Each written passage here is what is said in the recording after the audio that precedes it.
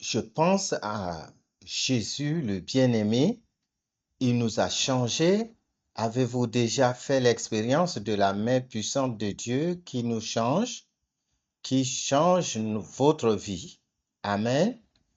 Je suis sûr que vous êtes assis ici parce que vous avez expérimenté dans une certaine mesure, chacun d'entre vous, comment nous a changés. Vous savez quel est le plus grand miracle de ce monde? Le plus grand miracle de ce monde, le fait que vous soyez ici aujourd'hui. Le plus grand miracle, c'est que vous soyez détournés de vos habitudes pécheresses pour faire face à Dieu et vous rapprocher de lui. Et je crois que c'est un plus grand miracle que la séparation de la mer Rouge. Et c'est ce dont nous sommes témoins dans notre étude sur Gédéon. La semaine dernière, nous avons étudié à quel point Gédéon est puissant, à quel point il était effrayé et quand Dieu est venu l'appeler, il s'est mis à grommeler, à répondre et à blâmer Dieu. Voilà le genre de personne qu'il était. Et je crois que tout le monde, y compris moi-même, a pu s'identifier car nous aimons regarder les choses et en débattre de notre propre point de vue. Les chants que nous avons chantés aujourd'hui avec l'équipe de louanges m'ont vraiment béni. Dieu a dit, je veux que tu délivres Israël des mains des Madianites. Je serai avec toi. Lorsque sa vie a été engagée dans l'œuvre de Dieu, Dieu a commencé à l'amener à travers ce voyage, cette expérience où nous pouvons voir Gédéon changer. Il a changé mon cœur en lui montrant combien tu es grand.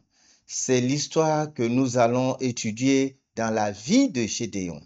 Son cœur a été changé, sa foi a changé. À la fin, la grande victoire a crié et nous a montré à quel point Dieu est grand.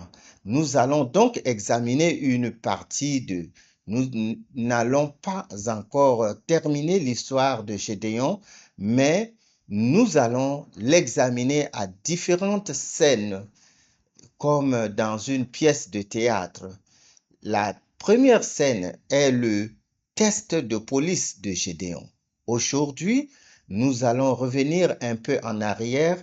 Si vous étiez ici la semaine dernière, vous vous souvenez peut-être de la façon dont j'ai terminé. Au début, Dieu est venu voir Gédéon, ou l'ange de l'Éternel est venu voir Gédéon en lui disant, « Que fais-tu » Et Gédéon a commencé à répondre.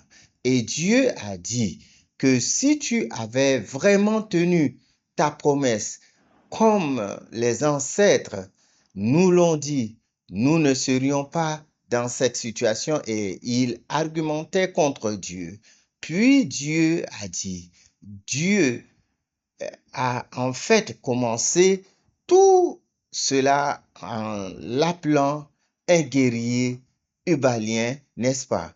Même si c'est un lâche qui battait le blé dans un pressoir. Et puis, il s'est fiancé. Et Gédéon dit, maintenant, laisse-moi te dire ce qu'il faut faire. Il dit, va chez ton père, vole la vache pour l'offrir, puis détruis l'autel de Baal et d'Asherah. Encore une fois, bien qu'il ait voyagé dans la peur, la nuit, il va et fait cela.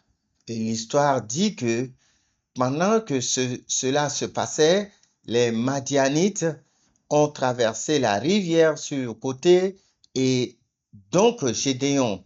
Et c'est là que nous reprenons le chapitre 6, verset 33 à 35 de Juges. Juges, chapitre 6, verset 33 à 35.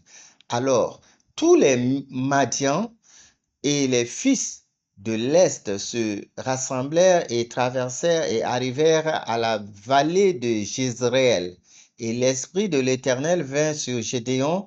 Et ici, Gédéon a testé l'Éternel. Et l'Éternel a testé Gédéon.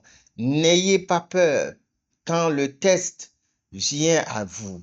L'Éternel commence à vous tester parce que si vous passez, qu'est-ce qui se passe? L'Esprit de l'Éternel vint sur Gédéon. Et Gédéon avait peur de faire quoi que ce soit, mais quand l'Esprit du Seigneur vient sur lui, il change. Que se passe-t-il? L'Esprit du Seigneur est venu sur Gédéon et il a sonné la trompette.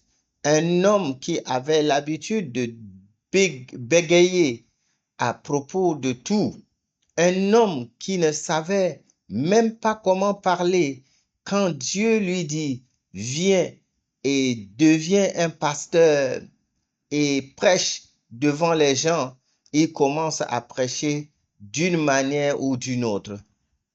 Il sonne de la trompette et ces gens commencent à venir. Au verset 35, il envoie des messagers dans tout Manassé et eux aussi sont appelés à le suivre. Il envoya des messagers à Aser, Zabulon et Nephtali qui vinrent à sa rencontre.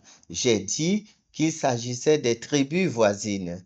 L'Esprit du Seigneur est venu sur Gédéon.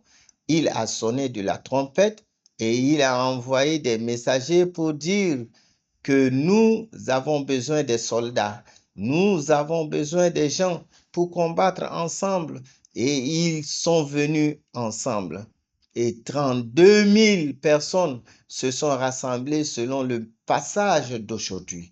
32 000 personnes se sont rassemblées et tout à coup, au lieu de partir en guerre, Gédéon teste à nouveau Dieu. J'ai terminé en disant pourquoi il semble que l'ordre n'est pas le bon. Il doit mettre Dieu à l'épreuve et lui demander, Dieu, es-tu vraiment avec moi? S'il te plaît, mets-le à l'épreuve, puis appelle-les, sonne la trompette et appelle le peuple. Les gens sont déjà ici ensemble, 32 000 personnes, et ils sont sur le point de partir en guerre. Et puis il dit, oh, laissez-moi le tester d'abord. Cela n'a pas de sens. L'ordre, c'est vrai. Pourquoi a-t-il fait cela?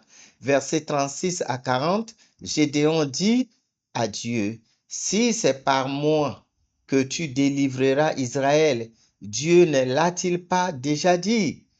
Gédéon est un homme vous savez qu'il était lâche. D'abord, vous pouvez voir à quel point ce type est détaillé et sensible, très préoccupé par tout. Il teste Dieu d'une manière très détaillée. Voici, je vais mettre un morceau de laine sur l'aire de battage. S'il y a de la rosée sur ce morceau seulement, et qu'il soit sec sur toute la terre, je saurai que tu me livreras son frère. Si tu l'as dit. Que se passait-il donc? Il dit, je mettrai de la toisson. Qu'est-ce que la toisson? Un tas de laine. La laine de mouton, n'est-ce pas? Je la mets dehors pendant la nuit. Et le lendemain matin, si le toisson est mouillé par la rosée, mais que le sol est sec, alors je m'en vais. Est-ce possible? Presque impossible. C'est impossible, à moins que quelqu'un ne mouille la toisson et ne la pose sur le sol sec. Alors, le lendemain matin, c'était comme ça. Il a pressé la toisson et un bol d'eau est sorti pour remplir le bol. Puis Gédéon a dit, verset 39, à Dieu, ne laisse pas ta colère s'enflammer contre moi, afin que je puisse parler encore une fois. À qui rassemble-t-il ici? Abraham, n'est-ce pas? Il ressemble à Abraham. Vous vous en souvenez? Il n'a pas laissé ta colère s'enflammer contre moi. Et laissez-moi vous demander encore une fois, encore une chose. Peut-être pensait-il comme moi. Peut-être que quelqu'un a mouillé la toison et l'a mis sur le sol sec. Peut-être n'y avait-il pas de rosée la nuit précédente. Il dit donc, et le contraire, l'autre sens, et celle-ci n'est pas possible. Peut-être que quelqu'un tient le sol et y dépose une toison sèche. Mais naturellement, ce n'est pas possible. Si la rosée tombe, c'est la toison qui est mouillée en premier. Elle absorbe l'eau. Mais l'ensemble, s'il vous plaît, est script. Alors il dit, d'accord, pourquoi le mettre à l'épreuve de la sorte? N'a-t-il pas suffisamment testé Dieu? N'a-t-il pas déjà reçu une confirmation de Dieu? Parfois, ne faisons-nous pas la même chose? Nous savons que c'est la volonté de Dieu, mais est-ce vraiment le cas? Quand faisons-nous cela? Quand nous ne voulons pas obéir, quand nous avons peur, imaginez-vous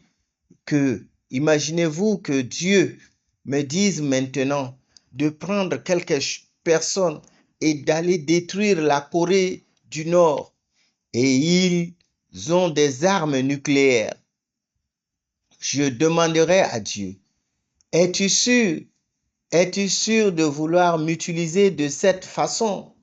Je ne suis pas formé pour être un combattant militaire ou un soldat. Je le comprends. Mais pourquoi Gédéon a-t-il fait cela? Quelle en est la véritable signification? Tournons-nous vers Ésaïe chapitre 7, versets 10 à 12. J'ai fait 7, 10 à 12. Puis l'Éternel a de nouveau parlé à Achaz. Petit Kis, Achaz était-il un bon ou un mauvais roi? Oui, je veux dire, si vous pensez que c'est un bon roi, bon, verset 11. Demande le signe pour toi. L'Éternel dit à Achaz, demande pour toi un signe à l'Éternel, ton Dieu. Ils peuvent s'arrêter comme le Sheol ou s'élever comme le ciel.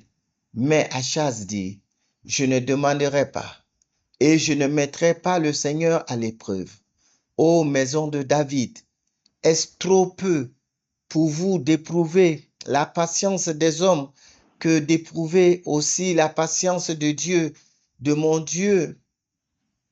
Qu'est-ce qui se passe ici? Dieu demande à Achaz, veux-tu me mettre à l'épreuve? Et Achaz répond, non, je ne te mettrai pas à l'épreuve. Cela semble être une bonne chose, n'est-ce pas? La Bible dit, tu ne mettras pas l'Éternel à l'épreuve, n'est-ce pas? Mais Dieu dit ensuite, je suis triste que tu ne me mettes pas à l'épreuve. C'est en gros ce qu'il dit.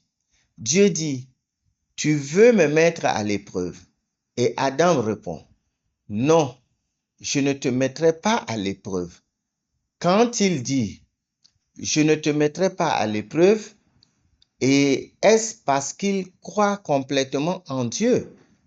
Que se passe-t-il ici? Il faut comprendre ici que le test avant d'aller à la guerre n'est pas un test parce qu'il ne croit pas. C'est un peu comme si l'on demandait à Dieu une dernière fois. Que Dieu soit avec nous. J'ai besoin de ta bénédiction.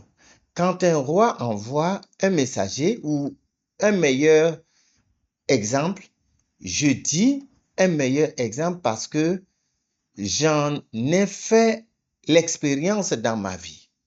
Lorsque j'étais dans l'église principale, un pasteur principal m'appelait et ainsi que d'autres personnes, des évangélistes, et me demandaient d'aller à Singapour pendant 2 semaines, d'essayer d'étudier l'étude et de revenir. Que faisons-nous? Nous disons d'accord. Puis nous réservons le vol, nous préparons nos études. Il nous disait, vous partez demain. Nous partons, nous nous préparons, nous réservons le vol, nous prenons des dispositions nécessaires et nous partons. Quelle est la dernière chose à faire? Avant de partir, nous revenons vers lui et nous lui disons que nous sommes prêts, prêts, prêts à partir. Bénissez-nous. Alors il prie pour nous. Il dit la dernière chose. L'église de Singapour a besoin de ce genre de travail en ce moment. Alors, vous les gars, priez pour cela. Pensez à cela et enseignez-leur la bonne manière et faites-le pour vous. Parfois, vous posez la main sur nous et puis nous nous sentons, je me sens comme, oh, la bénédiction est avec moi.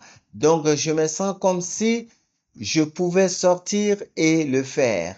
C'est ce genre de choses. Dieu était satisfait de David parce qu'il faisait cela chaque fois qu'il allait à la guerre, chaque fois qu'il faisait quelque chose. Et nous lui rendons compte. Ainsi, dans notre vie de foi, nous devons traiter Dieu comme si nous croyions qu'il est vivant dans nos vies.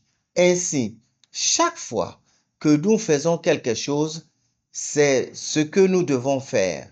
Dieu ne vous teste pas, il vous supplie. Comme Gédéon l'a dit, Dieu ne soit pas en colère contre nous, mais je viens te voir. Je viens te demander avant de faire ce travail. Je viens faire ceci avant de commencer ce jour. Et une fois le travail terminé ou la journée achevée, nous revenons vers Dieu. Dieu, je suis revenu. Voilà ce que j'ai fait. Et je prie pour que tu reçoives la gloire par ce biais. Ainsi, au début et à la fin de la journée, nous discutons avec eux. Nous leur rendons compte. Mais si nous disons, un professeur principal nous envoie quelque part et que nous disons OK et que nous partons de notre côté sans même faire de rapport à notre retour, nous n'avons pas de rapport. Tous ceux qui y vont, y sont allés, sont-ils revenus? C'est la même chose. Je pense dans n'importe quelle partie de la société, dans n'importe quelle entreprise ou armée, dans n'importe quelle organisation, mais avec Dieu.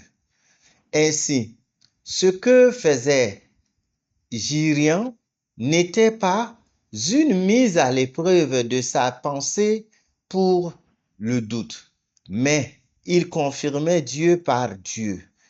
C'est un projet ou une guerre qui est impossible, mais Dieu, donne-moi cette sécurité dans mon cœur, donne-moi ce sceau, donne-moi une autre affirmation.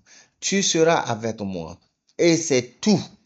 Et je crois que Dieu était heureux de faire cela avec Gédéon pour lui montrer que je serai avec toi. Celui qui n'avait soif que de ses propres besoins, celui qui était là, si lâche, Maintenant, il est prêt à partir pour cette guerre impossible, pour cette mission impossible, et il a confiance en Dieu. Il dépend de Dieu et il dit, Dieu aide-moi parce que 32 000, combien de personnes avait-il? Cela nous amène à la deuxième scène. La deuxième scène est la préparation à la guerre. La préparation à la guerre. Participer à l'œuvre de Dieu, c'est facile ou difficile? Pas facile. Pourquoi? Parce qu'il fait le travail au niveau universel. Il est si grand et il est si, vous savez quoi? Possible. Pour lui, tout est possible. Pour nous, nous nous étirons les jambes et nous nous déchirons. Ce n'est pas facile. Et c'est ce que Gédéon a dû supporter alors qu'il travaillait avec Dieu. Juge 7, verset 2, l'Éternel dit à Gédéon, le peuple est avec toi, qui est avec toi est trop nombreux pour que je puisse le soumettre à leurs mains. Car Israël se vanterait en disant, c'est ma force qui m'a délivré. Alors Dieu dit, trop nombreux. Et Gédéon se demande, combien sont-ils? Car il en avait 32 000. Combien en ont-ils? Passons à Juge 8, verset 10. Ziba et Zalmona étaient dans le Carcor et leur armée avec eux, environ 15 000 hommes. Tout ce qui restait de l'armée entière des fils de Is. Et pour ceux qui étaient tombés, 120 000 hommes d'épée. C'est donc après la guerre. C'est pourquoi il est dit qu'ils sont tombés. Au total, 135 000 personnes sont des soldats. Donc, quand Dieu dit que 32 000 est trop, 32 000 est un quart de 135 000 et vous vous opposez à 135 000 soldats. Avez-vous déjà vu un groupe de 135 000 personnes? Combien d'enfants peuvent tenir dans le stade national? 17 000. Avez-vous vu ce stade national plein à craquer? C'est beaucoup de monde, multiplié par 2 presque. Avez-vous vu 32 000 personnes? C'est encore beaucoup, mais comparé à 135 000, c'est un quart. Mais 135 000, c'est encore possible. Je veux dire 32 000, c'est encore possible parce qu'il suffit qu'une personne tue 4 personnes. Vous avez vu dans le film, n'est-ce pas? Alors Dieu dit, trop, parce que c'est possible. Vous savez, quand on travaille avec Dieu, il faut se rappeler que Dieu n'aime pas les possibilités. Quand c'est possible pour nous, il dit, je n'aime pas cela. Tu fais ce qui est impossible. Commence quand nous pensons qu'il est trop tard. Imaginez, je me souviens de Moïse. Il pensait qu'il était trop tard. Il avait 80 ans. Il pensait qu'il ne lui restait plus de force, de puissance ou même de sagesse pour accomplir l'œuvre de Dieu. J'ai réalisé, Dieu, que tu avais perdu ta chance. J'avais 40 ans, j'étais zélé, j'étais intelligent, j'étais fort. C'est à ce moment-là que j'ai essayé de faire ce travail. Mais tu m'as laissé tranquille pendant 40 ans. Maintenant, je n'ai plus de force. C'est alors que Dieu dit, c'est le moment, c'est le bon moment. Notre force humaine est jusqu'à ce que nous apprenions à ne pas dépendre de notre force humaine. Savez-vous ce que Dieu m'a donné? Quand j'ai renoncé au mariage, je n'entrerai pas dans les détails de cette histoire. Dieu dit, tous ces gens sont venus parce qu'ils ont été forcés. Ils sont venus parce qu'ils dépendent de vous. Ils sont venus pour de nombreuses raisons différentes. Je veux que vous ressentiez tout cela. La troisième scène, comment Dieu a-t-il choisi les 300? Nous avons déjà lu les versets 4 et 7. En fait, les 22 000 premiers des 32 000, 22 000 sont envoyés chez eux.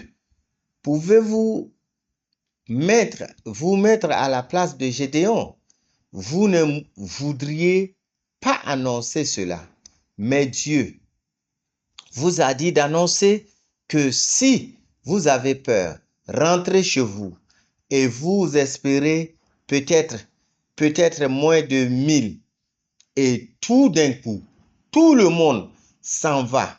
Et il ne reste plus que 10 000. Quel est le rapport? 135 000 contre 10 000. 13 contre 1. C'est ça. Ainsi, chaque personne doit tuer 13 personnes. Possible ou impossible? Avez-vous regardé le film 300? Les Spartiates, 300. Est-ce possible? C'est possible. Vous avez vu Napoléon. Vous avez vu Alexandre le Grand, non? C'est encore possible. De 1 à 13. Et un peu de jugeote. C'est possible. Se battre comme un fou. Se battre jusqu'à la mort. C'est possible. Alors Dieu dit, trop. Dieu, nous pensons. Dieu, trop. C'est la dernière chose que je peux supporter. Il dit, un peu plus. C'est Dieu pour nous. Nous disons, Dieu, c'est trop de tests pour moi, trop d'épreuves, c'est trop pour moi. Dieu dit, non, tu en as encore un peu. S'agenouiller ou ne pas s'agenouiller, il est dit s'agenouiller et buvait de leurs mains. En gros, il était comme ça. Il buvait dans la main. Les autres 9700 personnes se sont agenouillées et ont mis leur bouche dans l'eau pour boire. Qu'avez-vous appris à ce sujet? Quelle est la différence? Ce que j'ai appris à l'école du dimanche, c'est que ces gens étaient prêts pour la guerre et qu'ils étaient donc vigilants. Si vous baissez la tête, vous ne voyez pas l'ennemi arriver. Il faut garder la tête haute. S'agit-il donc de compétences militaires? Et Dieu se retournait, décidant, est-ce à propos de l'heure? Quel est le standard de Dieu pour les devins? Pourquoi Dieu les a-t-il amenés dans l'eau? Avez-vous déjà été nerveux? Avez-vous déjà parlé devant les gens où vous étiez tellement nerveux? Qu'est-ce qui vous arrive? Quel est le premier signe à part les tremblements, les secousses et toute cette transpiration? Vos lèvres s'achèvent, n'est-ce pas? Mais quand vous êtes nerveux, quand vous avez peur, vous vous asséchez, n'est-ce pas? Ces gens, lorsqu'ils ont été amenés dans l'eau, il faut penser à leur état d'esprit. Et les gens qui se comportent comme des chiens vomissent de la main. Combien d'eau peut-être peut-on boire avec la main? Au lieu de cela, votre bouche est au niveau du fil, n'est-ce pas? C'est le centre d'intérêt. Il s'agit de savoir quel est votre intérêt. Succombez-vous? Vous soumettez-vous uniquement à vos besoins physiques? C'est ce que Dieu observe. Regarde. Quel est le but? Pourquoi sont-ils là? Ce n'est pas parce qu'ils sont tous courageux et qu'ils n'ont ni peur ni crainte, qu'ils sont tous prêts à partir à la guerre. Les autres, quand ils ont vu l'eau, ont tout oublié. Ils se sont dit, oh, j'ai besoin de toi tout de suite. J'ai soif, mes lèvres sèchent. J'ai besoin de cela. Des gens qui cherchent ce dont j'ai besoin contre des gens qui se souviennent de la raison pour laquelle ils sont là et de la signification de Dieu. Et il n'y avait que 300 personnes. Il y avait donc 3 catégories de personnes. Les gens qui ont peur, les gens qui n'ont pas peur, qui se sentent prêts, qui sont assez courageux, mais qui n'ont pas de but et d'attitude. Et le troisième, les 300, les 3 couches de personnes, 3 sortes de personnes, tout comme dans la Bible, il y a 3 sortes de tout, l'arche de Noé, le tabernacle, même lorsque Jésus priait dans le jardin de Gethsemane, il y avait 8 disciples en bas de la montagne. 3 sont montés et Jésus s'est éloigné pour prier. Les 3 couches, les 3 étapes, quelle partie, quel groupe sommes-nous? À qui appartenons-nous? À quel groupe appartenez-vous? Nous sommes des soldats que Dieu a appelés. Le croyez-vous? Vous êtes des soldats que Dieu a appelés. Ces soldats de génie n'étaient pas des soldats professionnels. Ils n'étaient pas des soldats de carrière. Ils n'ont pas été formés pour être des soldats. Ils étaient tout autre chose, des fermiers, des marchands et toutes sortes d'autres personnes. Mais c'est le temps de la guerre. Ils sont appelés à se battre. Combattre ne veut pas dire, malgré dans les termes d'aujourd'hui, malgré tout, il faut faire le travail de Dieu, proclamer la parole de Dieu et faire ce qu'il faut pour que nous puissions voir l'être du Seigneur arriver à notre époque. Les autres, quand on leur a dit de boire de l'eau, les 3 n'étaient pas tellement concentrés sur l'eau. Ils buvaient donc de l'eau pour leurs besoins, mais ils se concentraient ensuite sur l'eau. Les autres, eux, se concentrent sur l'eau, sur ce dont j'ai besoin. Est-ce que nous revenons à notre pensée humaine, à nos besoins humains et oublions la raison pour laquelle je marche sur ce chemin? Lorsqu'il y avait des problèmes, oublions-nous la raison pour laquelle nous sommes ici à cet endroit, à cette heure, à cette direction? Vous arrêtez-vous et vous demandez-vous de temps en temps, qu'est-ce que je fais? Qu'est-ce que je fais? Qu'est-ce que je crois? De quoi s'agit-il? Vous vous interrogez. Je m'interroge. Je me pose des questions. Mais les 300 sont ceux qui ont un objectif clair et précis. Ce ne sont pas ceux qui s'inquiètent lorsque les choses ne sont pas réglées pour eux. Pourquoi sommes-nous ici? Sommes-nous ici pour l'eau?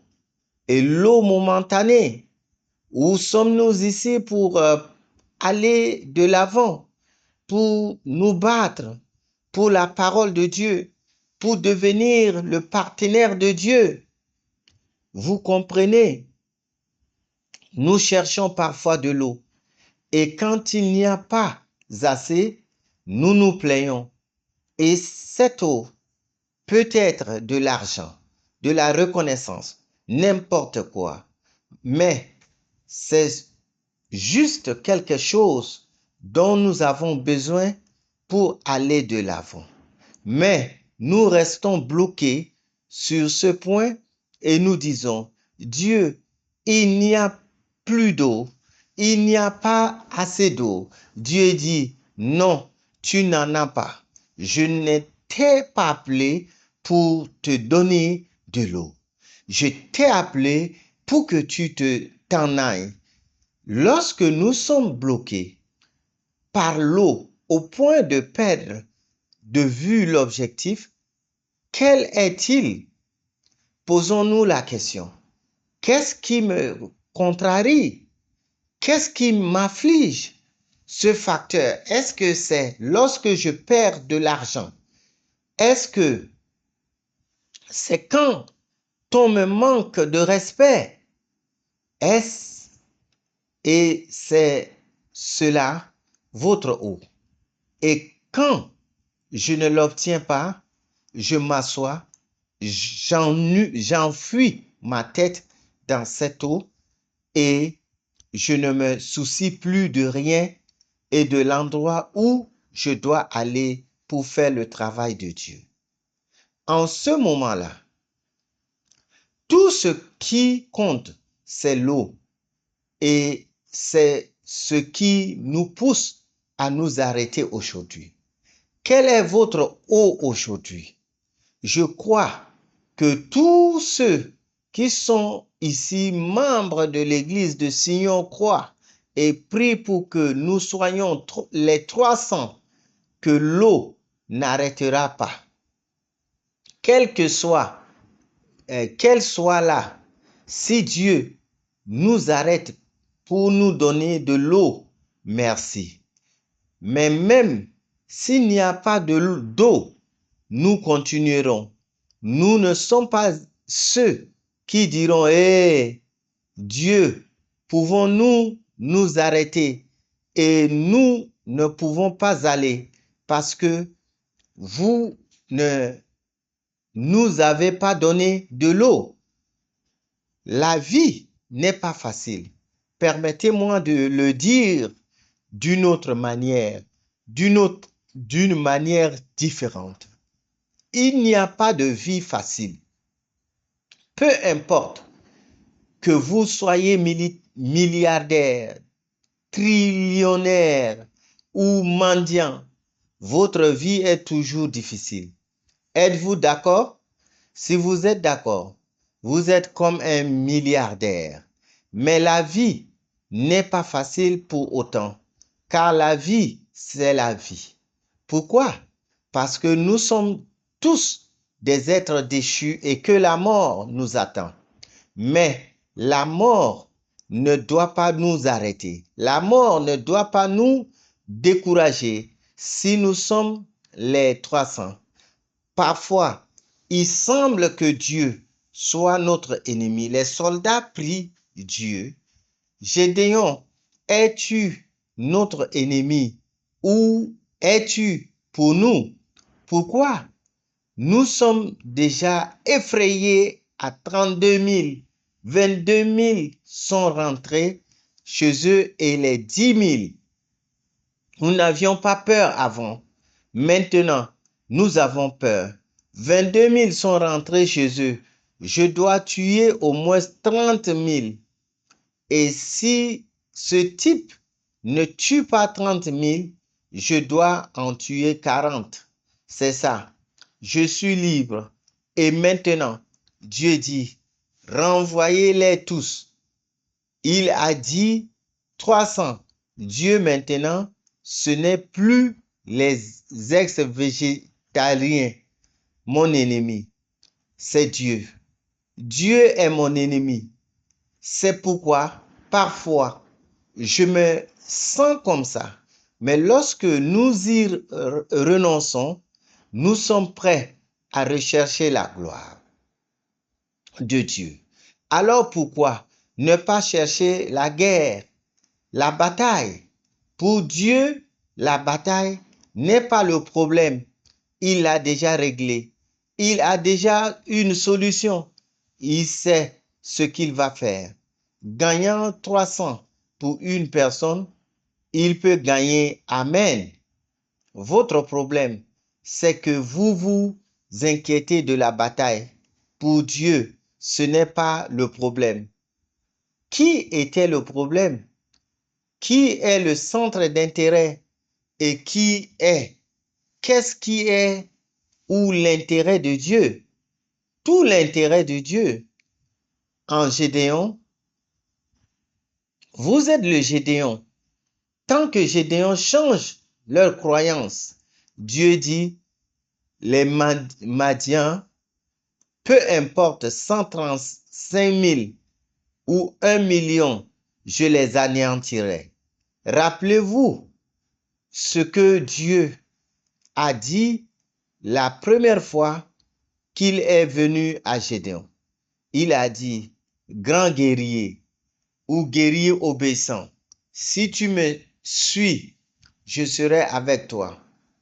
Tu les détruiras comme une seule personne, comme un seul homme.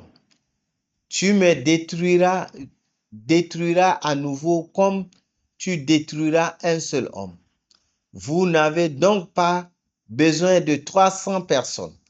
Il vous suffit d'en avoir 10 qui croient en Dieu. Tout ce que Dieu cherche, c'est en toi. Un toi qui croit. Ainsi, pour Dieu, la guerre n'est pas un problème. Et Dieu n'a pas eu trop de versets sur la bataille. Et c'est très simple. Que voulait-il montrer à Gédéon? Juge 7, 9, l'Éternel lui dit, lève-toi, descends contre le camp, car je l'ai remis entre tes mains. Encore une fois, Dieu s'affirme auprès de lui. Affirmation. Je l'ai remis entre vos mains. Pourtant, Gédéon est un être humain avec un corps humain et vivant sur cette terre. Et vous avez 300 hommes et vous en avez 135 000. C'est vraiment impossible.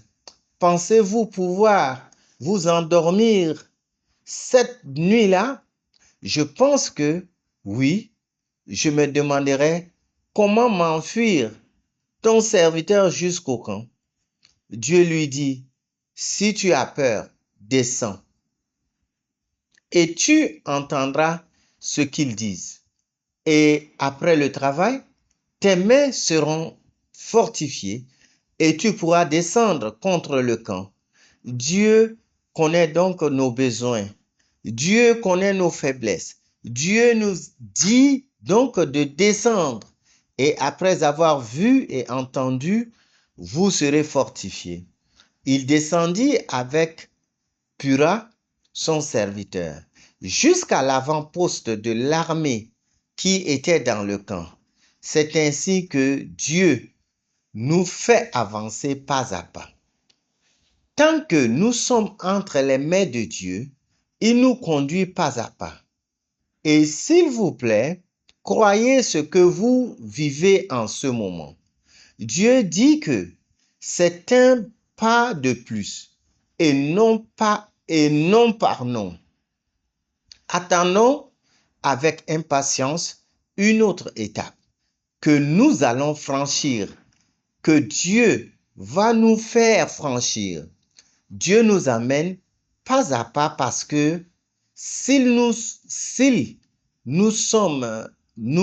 montre tout, nous nous enfuirons.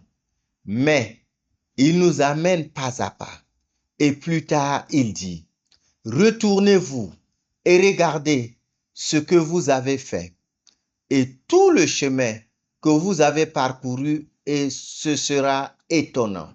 Étonnant, et donc Dieu dit, descendez et regardez et écoutez les Juges 7, 12 à 14. Nous allons faire ceci et finir Juges 7, 12 à 14. Or, les Madianites et les Amalécites et tous les fils de l'Orient étaient couchés. Il descendit avec l'une des extrémités du camp. Le camp devait être très grand, n'est-ce pas? 135 000 soldats. Mais une fois qu'ils sont arrivés d'un côté, ces gens étaient couchés. Il est écrit couché, n'est-ce pas? Ils étaient allongés. C'est la nuit. Ils dormaient. Dieu lui dit de descendre et de regarder. Et il dit, tu trouveras la force de Dieu, la force. Dieu fait quelque chose avec les yeux de Gédéon. C'est-à-dire, Dieu met le filtre de la douleur sur les yeux des Gédéon, et il laisse les djinns voir ce que Dieu voit. Et quand il a vu ces gens, les soldats, et ils étaient déjà effondrés, ils étaient déjà inférieurs à lui. En fait, il y a 130 000 feuilles séchées ou quelque chose comme ça, des morceaux de bananes, et ils sont déjà morts, déjà partis, déjà effondrés dans la vallée, aussi nombreux que ces sauterelles, aussi nombreux, déjà aussi nombreux, mais ils voient qu'ils sont effondrés et que leurs chameaux étaient sans nombre, aussi nombreux que le sable sur le bord de la mer. Mais Gédéon est arrivé, et voici, un homme racontait un rêve à son ami. Il dit, voici, j'ai fait un rêve. Un pain d'orge tombait dans le camp des hommes. Quel genre de rêve est cela? Il s'agit d'un camp solaire de 135 000 personnes et un pain d'orge y est tombé. Comment pouvez-vous avoir peur de cela? C'est ça. Le pain est tombé dans le camp des Indiens et il est arrivé à la tente et l'a frappé de sorte qu'elle est tombée. La petite miche de pain est tombée. Doum. C'est ça. On se dit, qu'est-ce que c'est? Rien. Mais il a détruit le camp et elle l'a retourné de telle sorte que la tente s'est retrouvée à plat. Dans son combat fratricide, dit-il, rien de moins que l'épée de Gédéon, le fils de Jéhosh, l'homme d'Israël. Dieu a remis Madian et tout le camp entre ses mains. Gédéon retourne chez lui et dit, nous sommes prêts, allons-y. Maintenant, si vous étiez Gédéon, vous venez de vendre 2 hommes sur les 135 000. Et ce n'est pas un fait, c'est un rêve que cet homme a fait, interprété par son ami. Cela vous donnerait-il de l'assurance, de la confirmation de courage? Oui, un pain pour le corps. Je l'écoutais et je me disais que ce rêve valait la peine d'être confirmé. Ce n'est qu'un rêve et une interprétation, mais c'est Dieu qui agit dans les yeux et les oreilles de Gédéon. C'est la voix de Dieu qui parle à travers eux. Et où ces gens ont-ils entendu parler de Gédéon? Ils avaient déjà peur. Cela nous montre qu'ils avaient déjà peur de Gédéon. Où ont-ils entendu parler de Gédéon? Vous savez, lorsque Dieu a mis Gédéon à l'épreuve et lui a dit d'aller détruire l'autel de Baal et d'Ashura, son nom a été annoncé. Il est devenu populaire et célèbre à partir de ce moment-là.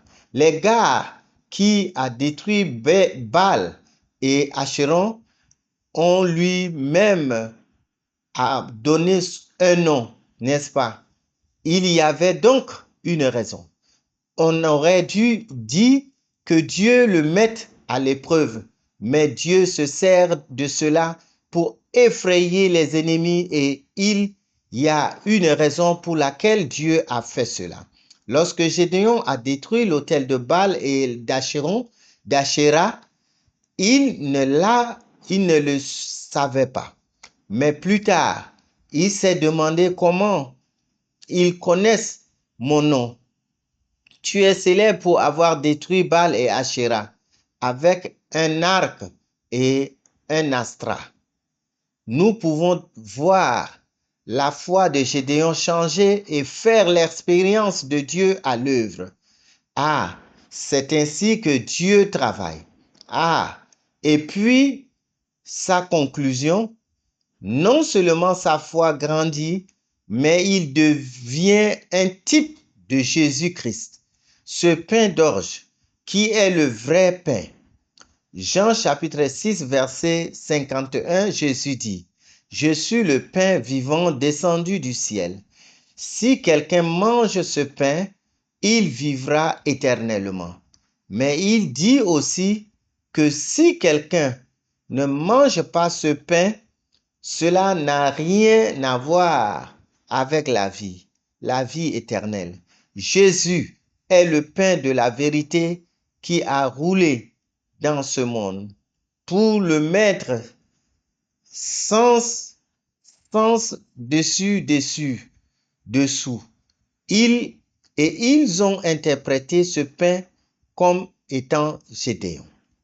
Et c'est pourquoi plus tard ils disent, pour le Seigneur et pour Gédéon, il ne s'agit pas d'élever Gédéon, mais Gédéon est devenu un type et un symbole du fait que le Seigneur est avec eux. Parfois, Dieu semble nous mettre à l'épreuve. Parfois, il semble nous forcer à faire l'impossible. Mais si nous le suivons pas à pas, Dieu fera de nous un messager qui sonnera de la trompette. Dieu fera de nous un guerrier qui accomplira l'impossible à la fin et détruira le mal. Et Dieu nous utilisera en outre pour transmettre le message de Jésus-Christ à toutes les nations. Soyons des Gédéons. C'est possible parce que Gédéon était auparavant une personne lâche et peu fidèle, tout comme nous. Mais lorsque Dieu s'est emparé d'eux, sa foi a commencé à grandir. Nous ne sommes pas parfaits. Même aujourd'hui, nous luttons. Mais nous pouvons être rassurés tant que nous sommes entre ses mains. Prions donc pour que nous soyons entre ses mains et qu'à chaque étape, Dieu nous conduira et nous permettra de grandir. Prions. Cher Père Céleste, nous sommes comme Gédéon. Nous sommes les lâches dans notre foi. Parfois, nous ne croyons pas et nous ne réalisons pas ce que nous avons fait de mal, mais nous te blâmons ou nous blâmons les autres. Il est devenu un grand guerrier. Il est devenu un type de Jésus-Christ. Il est devenu celui qui souffle dans la trompette à la fin des temps. Père, nous prions pour que tu ne nous laisses jamais partir. Nous sommes entre tes mains. Alors, accroche-toi à nous. Père, et même dans notre vie qui est comme une montagne russe qui monte et descend, qui oscille d'avant en arrière. Aide-nous à nous sentir en sécurité. Aide-nous à avoir confiance en toi et aide-nous à nous accrocher. Et nous croyons qu'un jour, lorsque nous regarderons en arrière, il y aura tant d'âmes sauvées grâce à nous, tant de travail accompli parce que tu t'es servi de nous. Aide-nous donc à arriver à ce jour où nous pourrons voir tous les kilomètres que nous avons parcourus avec toi.